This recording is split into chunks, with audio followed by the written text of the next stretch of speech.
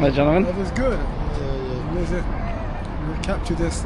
Doing a crossword or reading the news? No, I'm reading a book about telling lies. A book about telling lies? Yeah. A guy called Dr. Paul Ekman.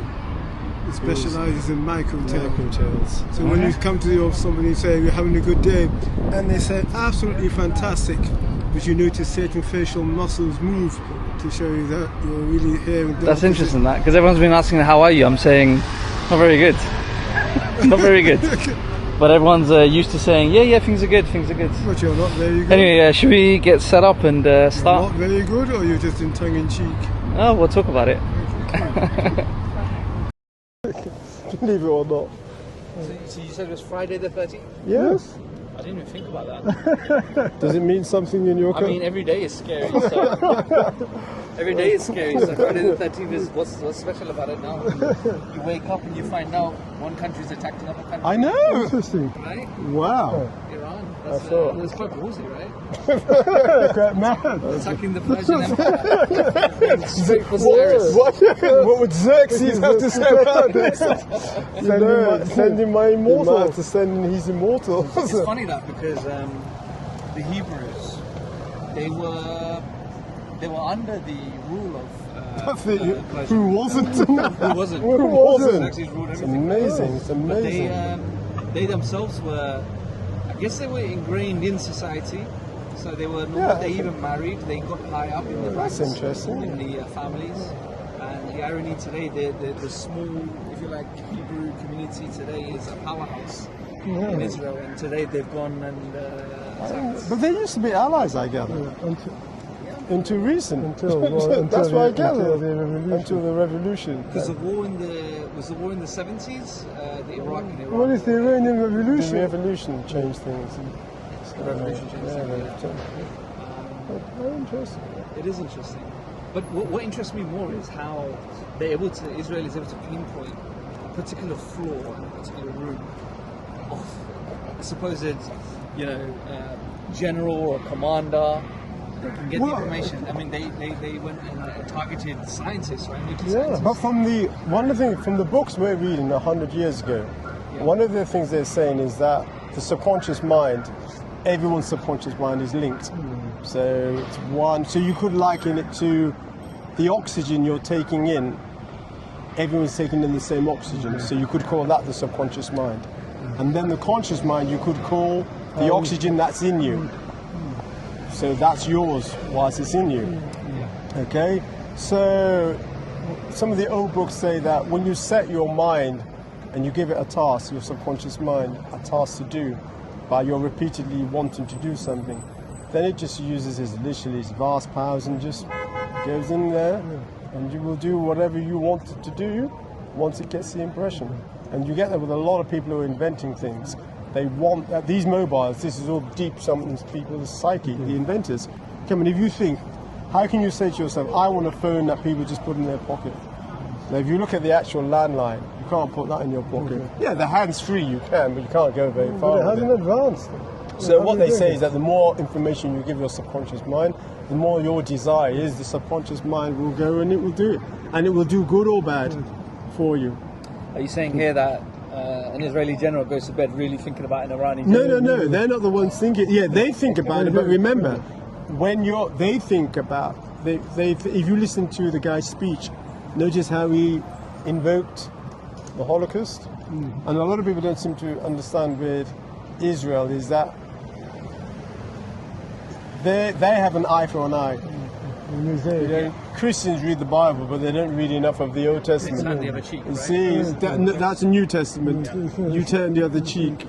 Old Testament. You take my eye. Big club. Yeah, you take my eye. That's Old Testament. No, yes.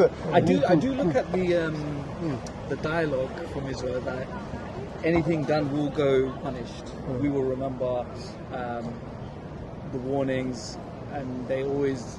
They say, whatever you've done, we haven't forgotten. Yeah, that plan, that's strategic. Yeah, response. and that's once again the mind, and it works on a big scale and a small scale. That's what the mind will do. Well, Iran was doing something similar. You know, when they launched the first round of drones to Israel, it was more like it was a mealy. It was like, we're not sending the serious stuff. We're just sending stuff to, you know, just to let you know we're not, you know, we won't back down. And then they sent a second wave, which was a bit more serious equipment, which did make because they've got their Iron Dome, it made the Iron Dome work a little bit harder for it. I believe Iran responded back with 100 or so drones back instantly on the attack. So it's a bit of I see an intellectual front. Yeah, there's very much between that. the two. There's a lot of intellect. They're not completely, you know, they're not completely red. However, there's a provoker and a responder. And it's all. And each one is like, well, you've harmed me. I've harmed you. Remember. You don't know where the start is. Remember, we need a driving force. Remember, even in the school playground, even with the guy walking down the street, who are you looking? He needs to say, who are you looking at? Did you say something to me in order to launch his attack? He's not going to just come up and rush up to you. So we humans need a reason for our thing. But one thing about the subconscious mind is that once you give it, they say it will work for years. Yeah, for you or against you. You see some people in their lives are a mess, and that's because their subconscious mind has been given the wrong instruction, especially emotionally. So some people believe that, other people, they get what the English call the rub of the green, they get things better because of their class or whatever. That's your belief, the subconscious mind will give it to you. It gives you whatever. And the belief has to be strong, it can't be a superficial belief. A lot of people sometimes, when they're talking about all this law of attraction and manifestation, they'll tell themselves 1,000 times that they're rich. The subconscious mind goes by the feeling. It's not the word. The words there, but the feeling. If you don't feel it, you can mutter it. You can say it all day long. That's one thing about war and fear. Nobody can be afraid without feeling. Well, I feel like a military general will wake up, and depending how he is that morning, will decide what to do. Depending on, was his wife kind to him the night before? Well, did that's he sleep on the couch? How was his breakfast that morning? Did his daughter come up to him and tell him and show the picture that she drew? Yes. Did he have a nice morning? Then he might leave that day and go, you know what, hold fire. Let's think about this, let's see. But he may also, in another parallel, wake up and he found out his wife has been cheating on him. Yes, that's what we've just been reading. She's been scandalous and, infidelity, and he just found out. He's woken up that morning and all he sees is launch the missiles. Launch. And so his war with his wife is translated into going to the office and saying, let's be... Because also there's the collective consciousness, and the citizens tend to stand back and say, our leaders are doing this without our consent. But in the Master Key there's a chapter, there's an exercise he gives you, and he says, look at a warship, study the warship. See this war. So we're talking, the Master Key was living around 1912, 1916. Get it? So he's saying, look at this warship, big, monstrous. It has missiles on it that can go thousands of miles. Study it. Look at the men working on this. Then he says, take this warship back. Go back a little. See it being built in the foundry. See everything they're doing. Then after that, take it back. Who commissioned it? Why was it commissioned? How many years ago was it commissioned? And then he says, go back. The person who commissioned it, who gave them their job.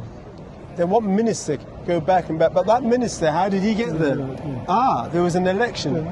He was voted. Who voted him? You did. So as he said, in the end, you look at the warship and you take it back. And even though you say it's nothing to do with you, it's very much to do with you, because you and that warship are connected. And many times with our leaders, one of the things the old books say is that there's the collective consciousness.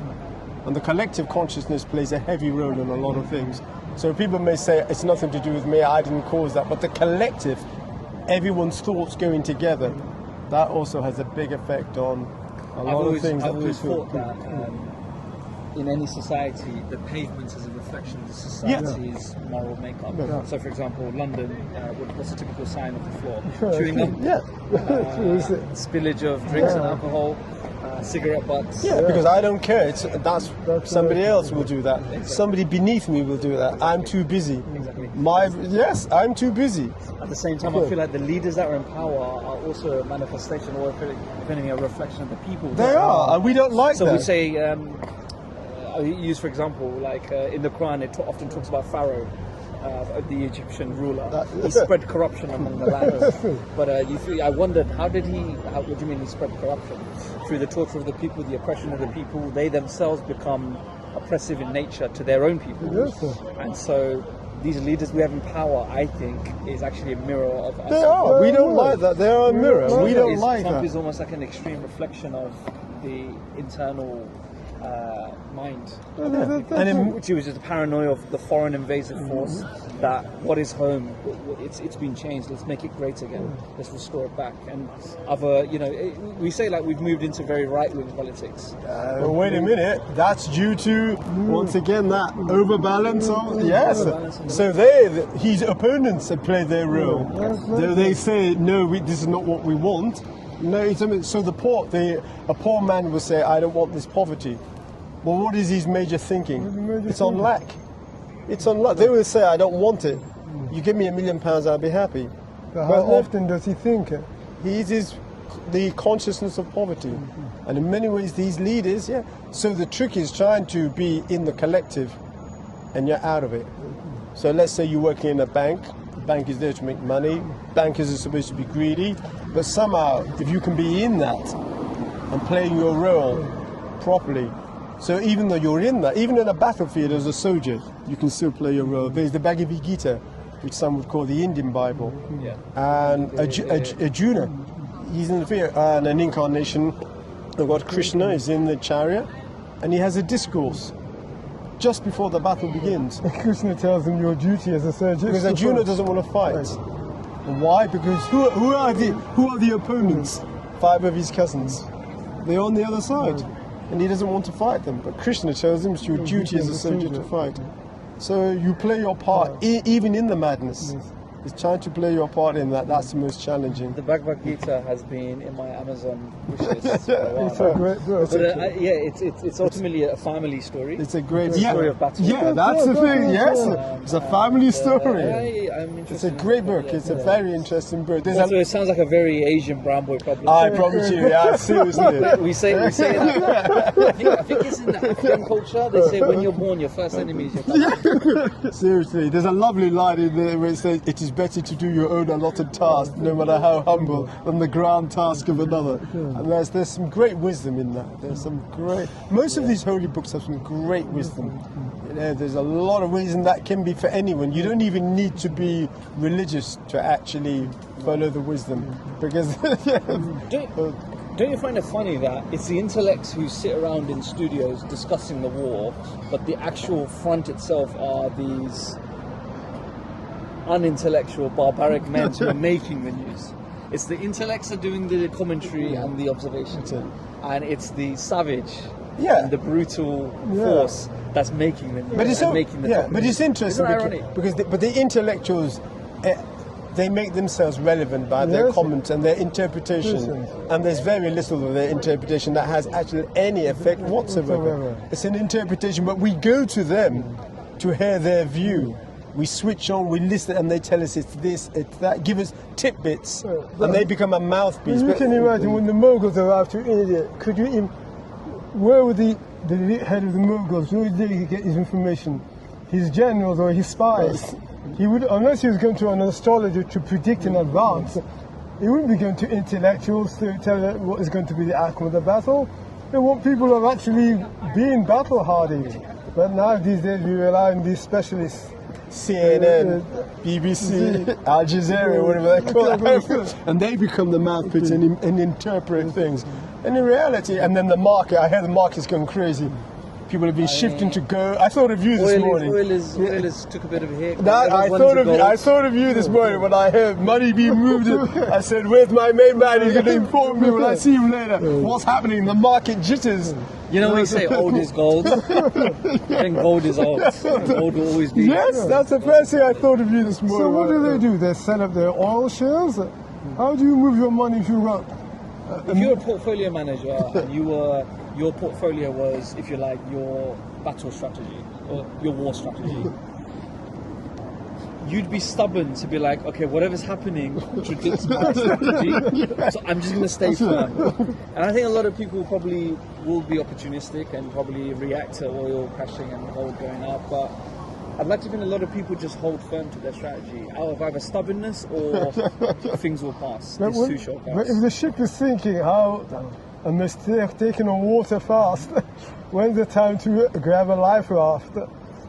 I think I'm not an expert in, markets, and I'm definitely not an expert in portfolio management, but I feel like emotions play a That's big what I'm Absolutely. thinking. They're all human. And if you can be in Absolutely. control of your emotions, Yeah. you'll be in control of your book.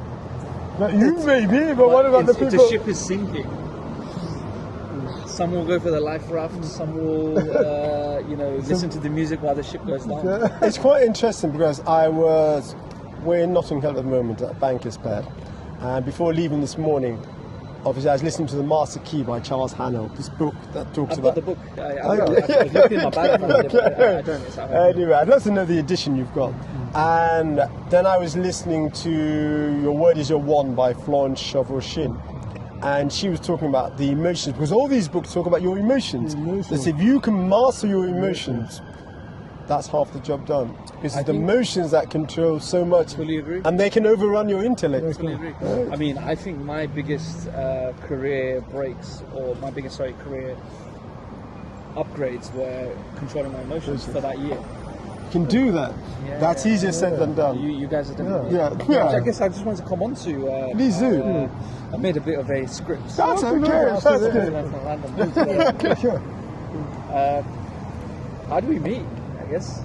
How do we Well, we have a policy, we're outdoors as we used to be, and we had a policy that if people greeted us, we'd greet them, but we would never ever meet? go. You would never walk up to me. We'd never. In fact, we've broken that rule twice since we ended up here in the Square Mile or Holborn Circus, and these people are in our lives now. But generally, one of them we don't see so much, but the other one's still very much in our life. And it was a policy because the problem with when you're outdoors, every greeting is looked upon with a bit of suspicion. And you can't blame them. And you can't blame people. We always say this, what's this? With A these handout. Dodgy characters in suits stood there. Yeah, but what's They want this? from me. It's the handout. It's a handout. And what's this? The The handout. handout. One begs. Well, yeah. And you see it all over London. They tell you good morning, good afternoon. And the next one is a handout.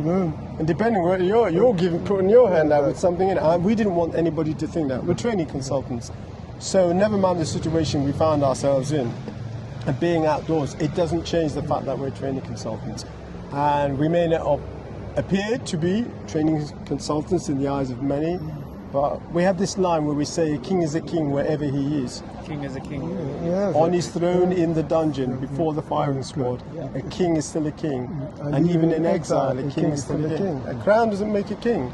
So our policy was the way we conduct ourselves. And obviously people would come, they'd say hello, ask questions, and people have got to know us. Some were just curious. Some were just curious. I was curious. So, well, a lot were How long- curious. do you think you noticed me first, or I noticed you Ah, first? yeah, we noticed, yeah. There are most of the people, some people we haven't noticed, but if you're a regular and you pass us, definitely. It will be very difficult. A lot of people we haven't seen and we're wondering where they are. They're taking the... Some people pop up and they say, hello, I've seen you for ages, and I turn around and say, I've never seen I've you. never seen you. Even between ourselves, there are some people my brother will recognize, and others who I don't recognize. I think for me, it was, I'm an observer.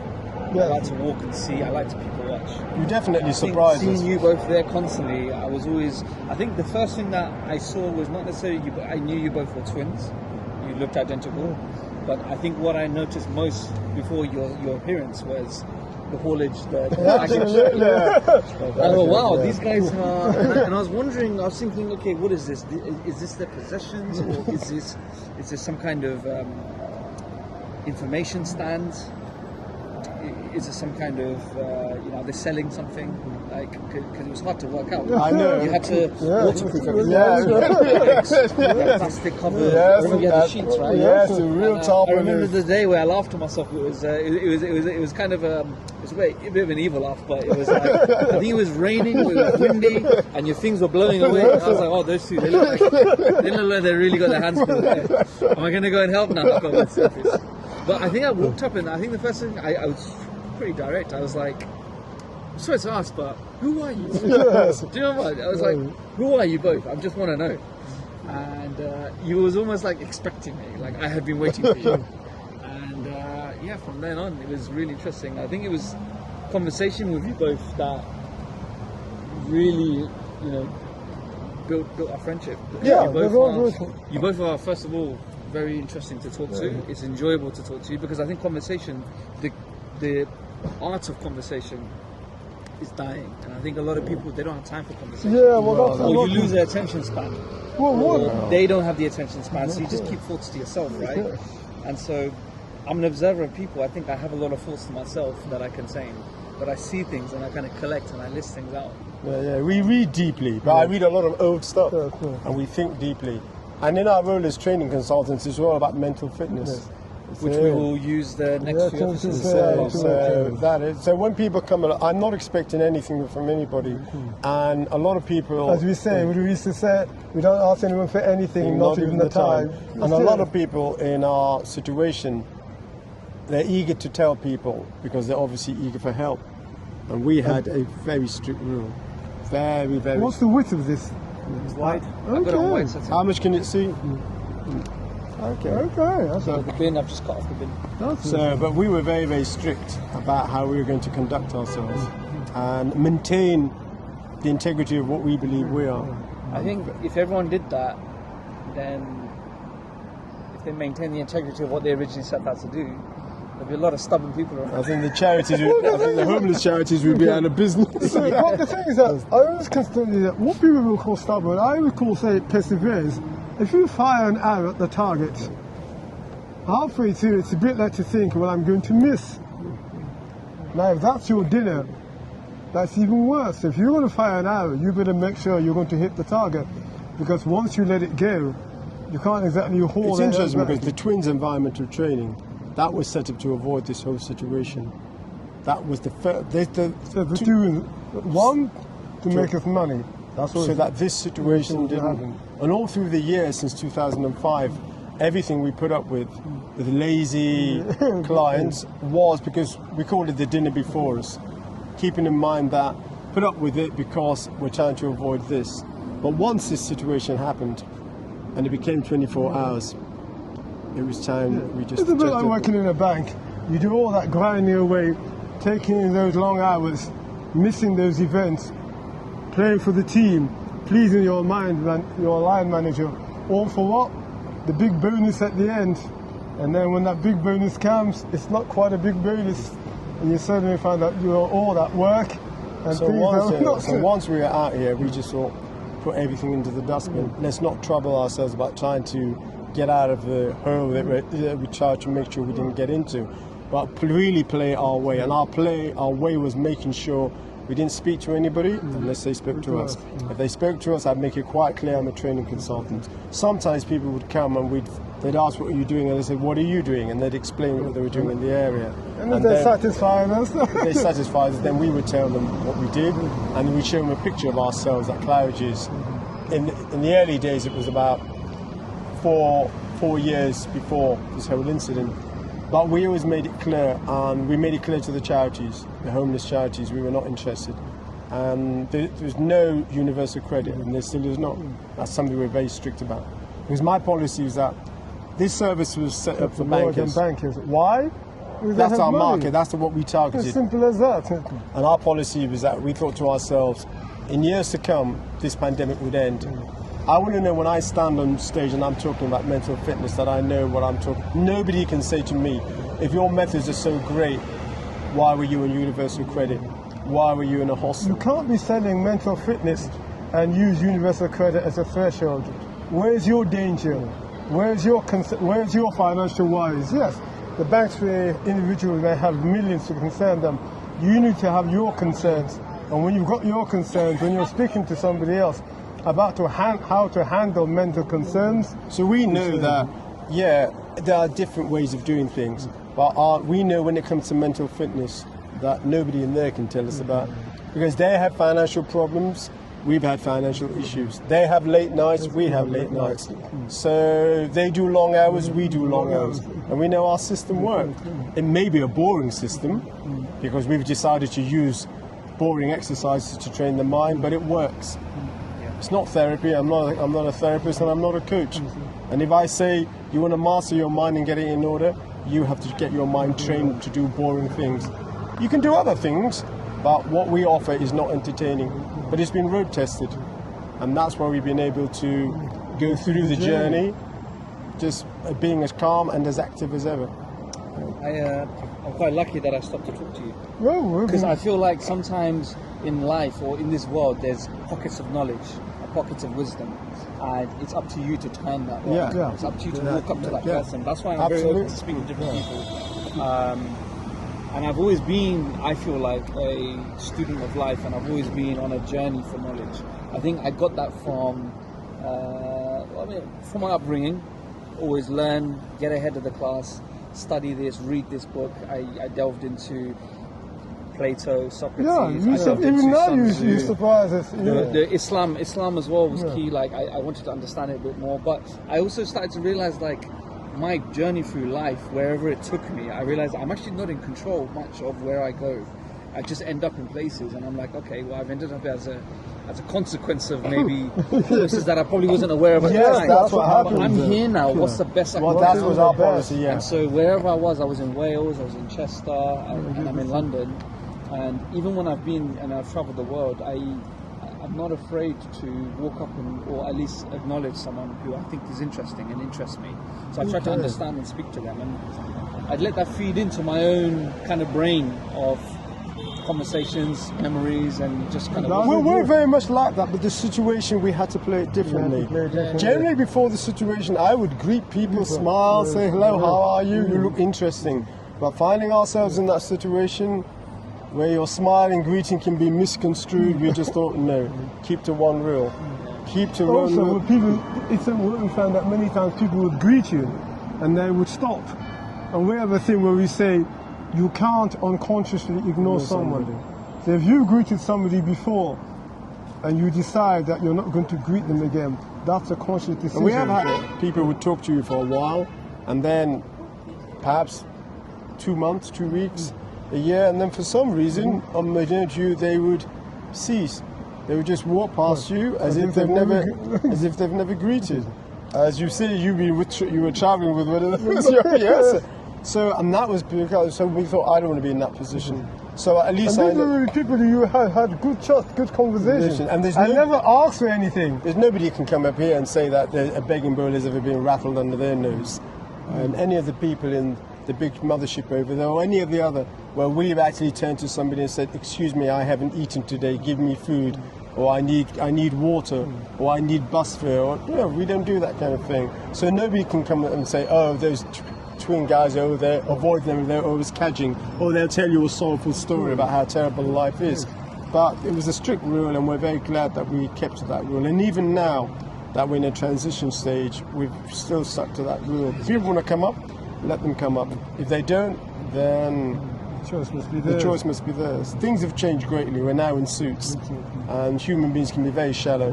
They say, seeing a guy in a suit, oh goodness me, it makes a difference. And obviously different things that are online. And the Burberry campaign, that's brought out a lot of shallow individuals. Oh, I saw you in the Burberry campaign. 8 million views is a lot. Yeah. I said to myself, £1 for every view, that'd be 8 million in my pocket. Oh yeah, that Burberry. My colleague at work today had it up on their screen. Must be doing numbers. I need to. They had it up on their I screen. forgot to bring my camera. Aren't but- they supposed to be working? Oh, Do you know the person? Yeah, yes, my teammate. Interesting. I was telling her about that, and then she goes, "What were they again? Were they the were the Oxford twins? Were they the?" She started naming like different stops in London. I went, no, it's the Islington Twins. You know, there's that hadith about be like that the Prophet ﷺ, he said that be like the birds that go out in the morning with empty bellies, and by the evening time they fly back to the nest with full bellies. They don't know if their food is guaranteed, but they trust and have a reliance on the universe. One thing, yes. And they trust. Yeah, they trust God. they trust, yeah. They trust One thing God. we've got a lot of respect for pigeons because I would see them in the winter, and I think to myself, hang on, these guys are hanging around in the winter, and yet somehow they must be expecting food. So we've learned to respect, not admire pigeons, but respect Give them. me a swan any day to a pigeon. But that's what we've learned. We have a vision. Good. We But it's sorry, I've interrupted. no, that's okay. But it's So, that fear of, oh my God, what am I going to do? I mean, if you could control that, because I don't think you could ever be fearless. But if you control that fear and you're like, you know what, I'm going to go out there and trust that things will go well. fear is in humans and generally supposed to warn you. But we chronic have a fear. thing where there's a In thing the- expression where they say, even Hermit may nod, meaning even the best of us, okay, makes mistakes, and that's fine. But we talk of the lion's cage mentality, and when you're in the lion's cage, there can be no room for fear. And also, people come up from whether juniors or MDs, and people come for advice and suggestions. So I need to vibrate at a high frequency, and I can't be in that frequency if I'm worrying about the small things. I have to vibrate that. I'm training consultants is how I hear myself. I want our service to grow, but it's not going to grow if I'm trembling about every small thing. Whether it's how much is on my Oyster card, or whether next food, or is will I be in a bus, or will I be looking after a house. These are important things, but they're not as important as this whole And the business. people come out in two categories. As one MD calls them, they are The whales. They are the whales and the sardines. Now, we've aimed for the whales. Why? They've got more money. Deeper pockets. So what do we do with these sardines? And since we don't means test, the simplest thing is to treat the sardines as whales. So if everybody's being treated as a whale, there's no need to dumb down. Simple as Everybody that. gets the same. Everybody gets the same There's, treatment. there's no rising up for an occasion. So it doesn't matter whether it's an MD and you've been cheesed up by one of your clients, or whether you're a junior who hasn't had promotion, or a bonus hasn't gone your way, or somebody's been rude to you, or you've had a difficulty. There's a young man who comes, he's an analyst, and every single time he comes and there's a problem, we just say to him, look here, dig deep, go into your subconscious mind, give it to your subconscious mind, tell it what you want, and the next moment it will give you an answer. And it's never failed. And ever since he introduced himself to us on the 4th day of work, and we've been, it's been very good. And he's seen himself he's seen his own mind, because that's it, the power is in there. It's in there. We describe as what we do as suggestions, as we say, it's only advice when they're paying for it. If they're not paying for it, It's just a suggestion. it's a suggestion. And we call it descriptive. It's prescriptive if you're paying for it. If you're not, then it's just descriptive. It's just a suggestion. You can take it or leave it. My hopes are not pinned on whether people accept. We give it, and simple as that. I don't even ask whether people have used. If they've used, they come back and say, this is what I did. If they haven't, whereas before, we were connected so much to whether the people, because obviously I'm thinking I need them to do this because we need to increase money, we need to get this, that, and another. And if they follow the rules, then they'll get paid and we'll get paid. But once this nonsense happened, Also, what we found before, people what we call the weekly wage and monthly wage mentality. weekly And that wage. doesn't- Yes, Yes, weekly wage yes. and monthly Oh. wage. Yes, Right. and that doesn't interest And it us. doesn't interest They me. say not everybody wants to be, global. But for us, I need global thinking. I need high thinking. People who really want to take their minds to new frequency. Yeah, high frequency. We're liking it to the difference between getting an SAS trainer. If you're just planning on jogging around the block, you don't need an SAS trainer. But if you're planning on doing a huge marathon or a triathlon or ultra running, then if you're getting that type of character to train you, it's well worth every second.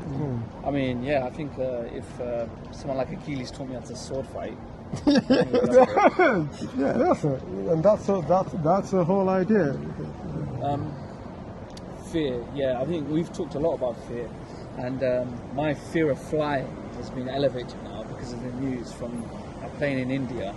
I was on its way to London that crashed. Yeah, somebody Okay, sent us a that's message. interesting. Now, And what do you do if you're fear of flying? Statistically, they say a plane doesn't really crash. okay, well, it's really interesting. It doesn't really crash, but of late, What does that do for me? Okay, What well, does it do let's for a get man who to it. fears flying? Well, this is the first time I'm hearing of it, because when you said that you were going to Mecca, it's just taken for granted that you'd be flying, but there was no mention, you didn't mention anything No, I about guess any you're fear. thinking about the destination, right? I guess these people who were on the plane Yes. before they, died, Yeah. I don't think they were thinking of they No, weren't thinking about going back home. But you went, when you went up to Mecca, lad, were you thinking of the plane crash? Because you didn't mention it to us. This is the first time I'm hearing about Mecca, fear. Going to Mecca is an interesting one because I'm going to God's land. You see, And yeah. if I die on the way, then it's okay. Very true. So it didn't come up. What has happened now is that the news on your news feed has come, but in a way, but it wasn't flying that caused the accident because they hadn't didn't take taken it off. off. It took off and it was in the air for 16 to 19 seconds. that's or something. not a lot. That's not a lot. How far can you be And then it elevated? crashed into some student accommodations. Yes, yeah. with the doctors. It's the same thing with the The African Korean one Korea. had barely taken Yeah. off. I mean, it's different if you're going from you're dropping down from high altitude.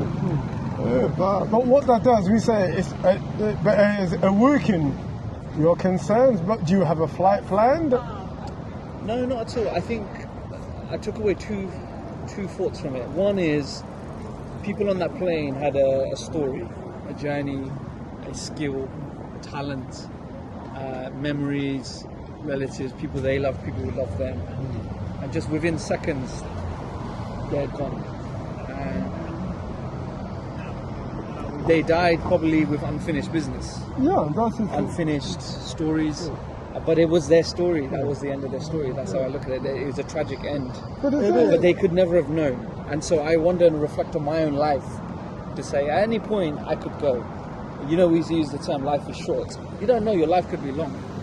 But we don't know when we're going to go. And it made me think more of like, you want to be as productive and as... My policy is Them fellows, you want to get the most out of life. Because I've heard sometimes people say to me, "Oh, you don't know when it's time you'll go," and I say, "Your fridge at the moment, what's in it?" And it's generally well packed. So I said, "Well, how really do you believe that?" Because if we really follow that policy, the fridge wouldn't be fridge would be here. the fridge would be empty. If we really follow that, the fridge would be empty, Your parents. You're right. Yeah. and you wouldn't pay any bills. Why If would you you? told me it was my last day on this earth, what do you think I would have for lunch? Wouldn't be anything that needs the fridge. What would be the point? I'd have lobster for breakfast, a big steak If for this lunch. was your last day, Yeah. but isn't it interesting that people leave it for their last day, like the hangman's meal?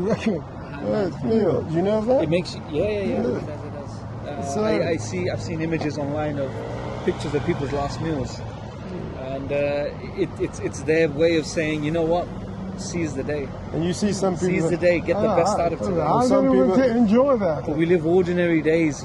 Most of our days are ordinary. But isn't it interesting that because we feel sorry for, and we're told to be empathic about something like this and that death we're scared of, and yet those who are committing suicide, they go consciously. It's interesting They that go, suicide. okay, it may be a plea, but a lot of it, if you put a gun into your mouth and you pull the trigger, that's no plea.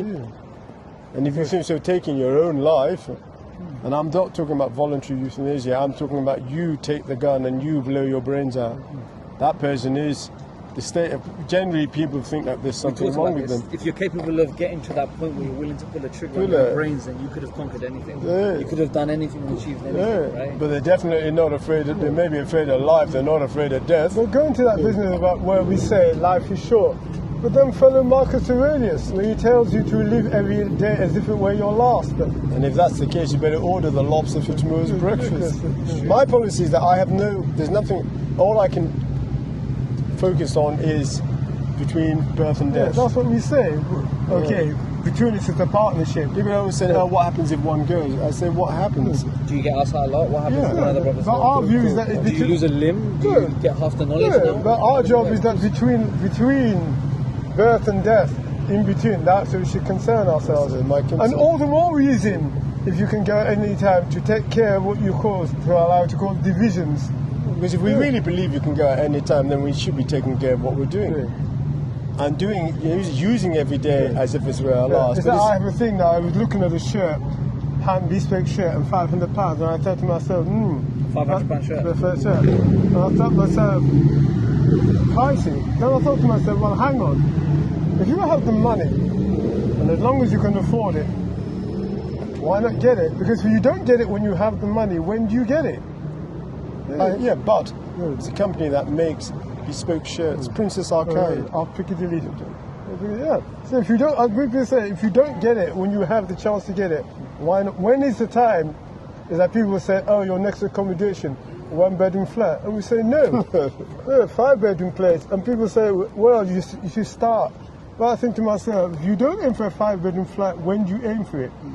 Did you hear about the Euro Millions, the rollover? What's happened? Is it 208 million? But it was that on Wednesday. You think to yourself, how 208 million. But there was Did that you on. guys play the lottery? No, rarely. When we start Rarely early, or you never? No. When we start early, when we start then I early. can do my bit for charity. Because it's doing my bit for charity. That's it. That's how I look at it. Yeah, but at the moment, That £2.50 is my contribution to charity. that's it. But at the moment, I need to be earning more of that regularly. So be taking what I'm Which not is a earning. guessing game. We don't, in Islam, we don't, we're not allowed to gamble. So a raffle or a lottery But couldn't is it be considered sinful. The reason why is we believe that your income, your provision is already predestined. So some people say that you're giving to a worthy cause, if you want to be cynical about it.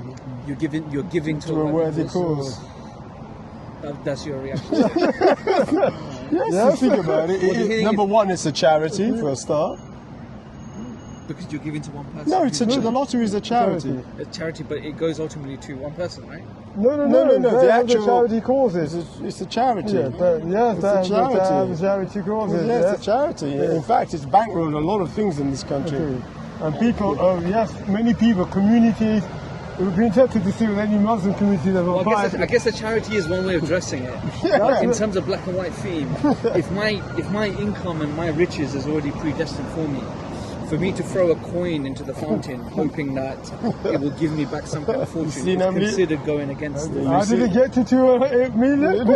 Because people have been missing it. Yes. 6 numbers. That's all. And there is an injustice because it's to earn £2.50. If you told me, go out there and just earn £2.50, literally now, go earn £2.50, even though I've just walked out of my own office, ignore my salary, ignore what I'm going to be paid. If you told me now, go make £2.50, it's quite hard. But what's the quickest way to make it? I mean, ask someone, could you give me £2.50? They'll probably give you 50p. They might not have that's the quickest and probably the slowest way. And so there's still an effort, there's still a struggle in learning. And so for you to throw that away on something that the probability says you probably won't get anything back, you're more likely to be struck by lightning twice. Many years ago, I was in a house of people we knew in Islington. Cool family. And we used to house sit for them. Anyway, one day I'm with the oldest son, relaxed in their big, old-fashioned living room, and I look on the mantelpiece amongst all the postcards and old family pictures, and I see a lottery ticket. And obviously my voice rises. Is that a top lottery ticket? And the guy says calmly, yes it is. I said, you play the lottery? He said, yes, we do. Now, we're talking about all the kids that inherited money. And he's calmly answering my question, yes, we do. So I said, why do you? You don't need the money. And he says, yes, but it's money. And then I clicked to me. The difference between the poor playing it and the rich is that the poor need the money. The rich want it. The rich want it. Yes. And what's the difference? My family, when I was growing up, a lot of Bengalis probably had a bit more, I would say, religious ignorance, so they all played the lottery. They'd get their weekly wage, because they were paid in cash back then, and they go buy lottery tickets. And back then you had to go into the newsagent, circle the numbers, and keep that in your pocket, and then they'd wait for the. You'd watch it on the BBC One, right? It would be on the week. Was it Friday? I can't remember. Saturday. When you look at the lotto roll, the balls are in. It was it's a real hypnotic show. It was quite the anticipation for it. Even I would be excited for it, you know, waiting for that number. I'd be a kid sat in front of the TV, waiting for the balls, and in my head I'm like, it's this number. And it wouldn't know I'd be close The to birthday it. numbers, the relatives number. Remember, we came from a generation where they played the pools. So you see the Premier League, they were part. There's a thing known as the coupons. Coupons. So they had all the games, and then yours is to work out But who. Little Woods, very known transacted. And it- Obviously, Little was paid the most. In this case, Liverpool v Chelsea. That would Draw be or win. draw, and you put draw. So if you matched the draws, that's how you got the money, and the money was a pittance. Well, compared to the lottery has made If you made $1 million, that was nowadays sensation. people don't consider $1 million to be. anything. No, it doesn't excite The, me. the lottery, Even though I've never made $1 million, no, it no, doesn't excite the me. lottery has made people, I would say, when I say greedy, Yeah. let us just say dissatisfied with things. Obviously, and obviously with the house prices, than where they are. Unfortunately, $1 million is not. Yeah, what it so used for to me, be. doing the lottery is given to charity, Yeah. is given to good causes. Okay, it's a nice excuse. But My MD, before she became a partner, for Christmas, she gifted us all a notebook, Moleskine. Is it Oh, pronounced yeah, Moleskine? Moleskine, She fantastic. gave me a Moleskine notepad and a lottery ticket, and she did that to everyone that came into So what the did office. you She do gave with them the yours? book. And I kept my ticket, and I got to play the game without having to. In my Did mind, it I was win like, any? well, I've not gambled here. I didn't give it. So you're gonna buy me a lottery ticket and give me one. Did it come? By all But means. why did you? Had it won, what you would have done? I kept that in my notebook, and I didn't tell anyone about it. See how the brain goes. It's like, shh. I'll go back to the phone. But did it win? Did you check? I wasn't even close. I think I got like 2 numbers. Yeah, But that's say no you'd good. got 6. Say it had got 280 million. What would you have done? What would I have done? Yes. That's my question. I would have first of all Think carefully before you answer I that. would have first of all double checked the numbers. Yeah, so That's everyone Because the does. last thing you want to do is make yourself a fool. Then, Then I would have gone home and probably not told my family. yeah, Not told okay. anyone. I'd then come into work the next day, and then I think I would have weirdly thanked my God. I would have thanked my God, even though I didn't buy this ticket, it was gifted to me. I called to God and say, God, The how is proceeds of gambling is like taking into stolen goods. Yeah, it's This is like handling. This is like God, you handling just stolen dropped goods. money on me, right? How have you made me win this much money? Like I did nothing. I was gifted. This it. one was like the So I thief treat throws it the. in my mind. I treat it as like, well, I didn't. This is do like the anything thief throwing the bag of stolen money into your garden. wrong, right? In order so that when the Right, police right. come, and then you wake up and you find this money. Yeah. Then I'd be thinking, okay, how much money, a portion of that would I give to her? She gave me the ticket. It's only right that I give her something back from that, right? So if I'd won, say, 10 million, I'd probably consider giving her $1 million. She's. Did anybody win? No one from our office now. How many did you give they And away? she's did. not a can't poor go. woman, by the way. MD going on partner. She's not a poor woman, by the way. Is she still a partner? She's a partner. Yeah. Well, when you see in Christmas, after telling you at the notebook, but somebody said to you, a Smithson notebook is even better. A Smithson. Do you know the Smithson notebook? SNY, yeah. Where was I looking at? Smithson, yeah, Smithson notebook. I've only seen one guy in there with one of those notebooks. Interesting. She's a lovely lady. I think I found that gift quite thought-provoking. I thought, it's crazy that you've given me a lottery ticket because you're giving me a ticket that says I might be able to take you out your slavery. Even though you work for me, this ticket is your Interesting. ticket out. So how many of you did she? Oh, probably a whole department, probably. So with probably 50 people. Well, we know a Very PA, she's no impressive. longer here, but a PA, and she had one That of is these. really Look impressive, at that really. bag that she was bought. Yeah, somebody bought it. I was a Louis Vuitton bag. Somebody bought her one of those costly bags. Yeah, that's and she really- turned up here with it, and I said, "You're telling us about money?" And she said, "No, that's not me. My boss bought it for me for Christmas. That is really Is it? impressive. What would you do if you won the lottery? I'd still be here." Because we have. Yeah, and I said I didn't quit my job. I didn't say I quit my job instantly. Would I? What People have asked us if you got 20 million. Let me explain. We began this service for money? for money. That's the only year. That is the only. We didn't do it to say the service because I was desperate for work or needed No, we something had so to many do. hobbies in I have front. so many hobbies. A 9 to 5 has never ever interested us whatsoever. Working for people has never ever interested us. Doing our own thing.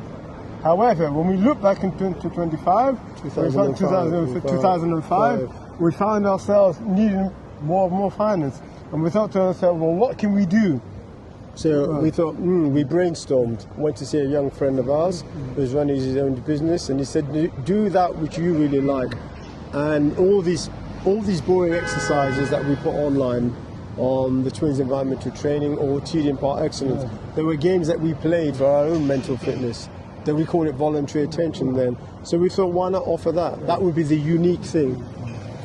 Out of all the things going out, I know nobody would dare offer anybody a set of boring exercises and say, do this. People and sell it as something. And that's why I'm really reluctant to alter that model. Because it's a simple model. It's very, very simple. And I believe that the day we drop that model, that somebody else will take it up and run with it. So you're committed to this? Yeah, I'm committed to this. So whether it was 10 million, 20 million, all it would mean is that would now be standing in bespoke suits. And when I leave here, when I arrive, I've got a choice to arrive in a cab. And when I leave, I've got a choice to depart in a cab. So for us, Monday is a tool, and it's a very, very good tool. It just means that immediately I can rent or I can just move into a hotel. Would you be having lobster for breakfast? No, I'm not keen on. We eat bland food. Monk's diet. I'll save the discussion of food for another lesson. Absolutely. What do we call these? What is this? A session? Is this? God knows. I think something will come out of it. So for the people, I guess watching this, we just get together and multitasking talk, right? and we thought it would be good to just document this, and I guess it gives a chance because one day I won't be here. One day you both won't be here. However long we're on this earth, these conversations and these gems of exchanges, it's good to record it for others to be able to reach out and see and hear it. And perhaps maybe it will make people find you, and perhaps it will make you find people. As long as I got £2,000 an hour. I love how you look directly into the camera. Directly into the camera. As long as you have £2,000 an hour. That's what we value this service. Do I hear you say no was going to pay you that? Then you can break it down to £32 a minute. For those who have difficulties, somebody asked us, said send them the bill, and I sent them a bill and I said this is the percentage. So for people who say I can't afford that, we just say you pay a percentage. Even a penny is a percentage. But the whole idea is this is what we value this service. Simple as that. 2K an hour. People got gradually closer to the Absolutely.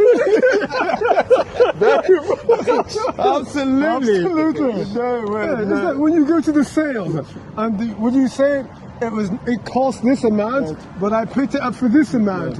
I picked it up for £50, but it usually goes for 150. Now, what did I say to the person? You're paying for 4 decades of research and development. Agreed. And so then how long have you been out here? We've been out here at this spot, on this spot for about since 2000, pandemic. Okay, but the service was started. Yeah, we've been doing the service since 2005. So that's testing it. But we started our research 2 decades before. So it's 4 decades of research on the mind. Art and Hogan Circus have been here since before the pandemic. This has been the real test. This has been the test to show that anyone really doing this cheating par excellence, following the games, playing the monotonous games, you do this, you will have your mind in order. Things may not necessarily change for you, but you're not going to feel the pain and the thing as everybody else will. I've come to, as I get older, realize that a lot of life is doing things in repetition. Perfecting things. Looking at something that on the surface looks very plain and boring. That is exactly it. Looking beneath that, finding actually there's knowledge. That's the whole so idea. I find myself more and more like, okay, I'm doing a 9 to 5. I go to work every day, but I'm walking and I have a journey towards it. I'm in there. I'm also absorbing. I pray 5 times a day. It could appear like a chore, but as I get older, I'm finding there's more. That's the whole idea, to find joy. I used to eat 3 meals a day. Now I'm eating 2 meals a day. Things are. You're intermittent fasting? I'm evolving. Not fasting. It's just you become the older I become. I'm starting to modify my routines. I'm starting to modify the things I do in repetition. We like to say the longer I live. The longer I live. And so along with that, things like exercise. You know, I'm running now. I'm running more. I picked up cycling. Okay. These are, if you think about it, really and truly, they're repetitive things. Yeah, Now I just repetitive. repeat. But Everything is why do I do repetitive. it? It's not just for health. Yeah. It's for wisdom. Yeah, you're going to learn. It's for, and wisdom's kind of like a very Disney term, but it's for knowledge. It's for something that will feed you But and elevate you. And But you'll vibrate. but the repetition needs to be done with in mind to learning and developing, because people say, well, we do things every day, but if you don't pay attention, you won't learn. So you can repeat an action. And here's an example. Those who go home every day know the way home. And if you challenge them and say they don't know the way home, they'll say to you, of course they do. They've lived in area X, Y, Z for 5, 10 years. But if you say to them this, your friend calls you and says you're at the station, can you guide them to your home? They'll say, yes, I'll go and collect them. And we'll say, no, guide them from your armchair. From your armchair, sit in the phone and guide your friend. And how many people can do that?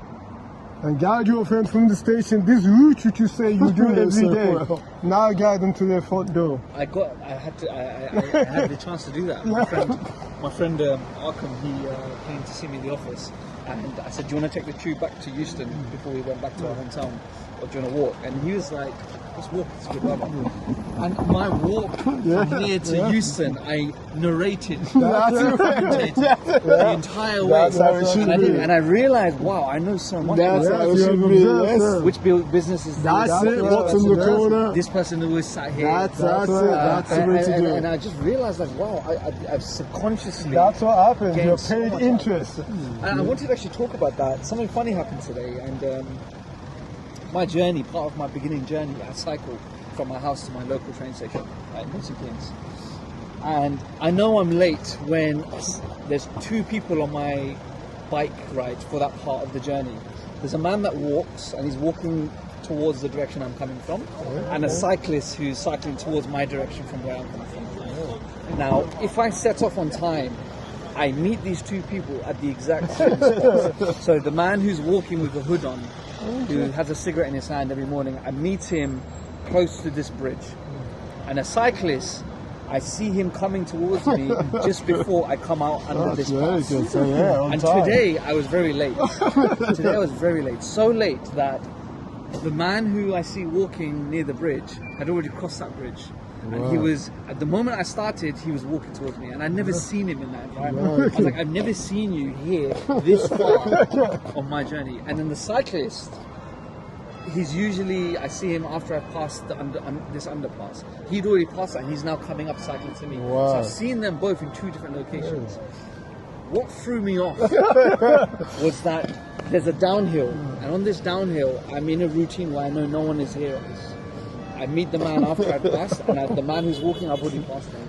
But on that downhill, as I got momentum and speed on my bike, a cyclist came out of nowhere. Wow. And I was like, whoa. And I had to quickly brake, and thankfully I had enough room to go on the left. And he passed. And I thought the uncertainty of breaking away from my routine. And just as I passed him, I turned left, another blind corner, and another cyclist came. Wow. And I thought to myself, wow, see that. I was very late to work this morning, and that almost caused me to crash twice. Wow. Well, thankfully, Isn't that crazy? Thankfully, instinctive things kicked in. That's what happens. But it was being aware. That's that, what I'm happens. late because this man is not where he's supposed That's to what I'm talking about, This doing the cyclist is not journey where and he's supposed being to. All the aware. old books talk about doing uninteresting things. None of them talk about doing exciting things. But when I listen to all these things about the mind, training the mind is always about exciting things and lovely things, and everyone stays away from boredom. Yeah. They don't like boredom, but people have to learn to embrace boredom, because it is about seeing an old thing in a new way. I guess for the last, I thought I'd cut this to just an hour. For the last 2.5 minutes, How long have we spoken for? 57 minutes. Yeah, good, that's new. What would you like this to become in the last 2.5 minutes? What would you like the next episode to be about, and what would you like this to become, essentially? We don't mind, because at the end of the day, when people 2.5 minutes. when people come here and they talk, we just genuinely let it flow. Many a time it can come, oh, how are you doing? As in, we're doing. But 9 times out of 10, it turns out to be their all problem. about their It's all about their problem. So things just swing naturally. Isn't that ironic? The first thing we talked about when we started was how you doing. And Yeah. I'm like, the irony in your eyes. People lie. Yes. And so this week, people were like, how you doing? And I've just been on, Yeah, that's what happens. Yeah, I'm alright. Yeah, the people. And But usually it's how you doing? Yeah, I'm good, thanks, but I'm not. There are certain phrases I hear are okay, and when I hear that word fine, I know they're not doing fine. It's a bit dismissive, but also it's a case of, am I just covering my pain? I'm not saying like every day I'm in pain, Well- but I've acknowledged that this week I've been a bit sad. I've been a bit down. Wallace Wassel says, "Don't syndicate your troubles." And many a time, if you're discussing your troubles with someone, what are they going to do about it? Is that why you think a lot of people just say, yeah, I'm fine? But as I say, it's the worst thing to. But unfortunately, they don't look fine. Yes, If you're going to say you're fine, make sure you look fine. and they don't sound fine. And they don't the sound face fine. of Twitters. Yeah. A number of years ago, somebody came up here and they stopped. Because we asked her, how are they fine? How are they? And they said fine. And we looked at them. You don't sound fine. They said, how do you know? He said, you were scuffing your feet as you came up. And we heard the scuff of the feet as they came up. One of the things from being the journey here, even though initially we went in suits, we played the character of training consultants. That's why we say a king is a king.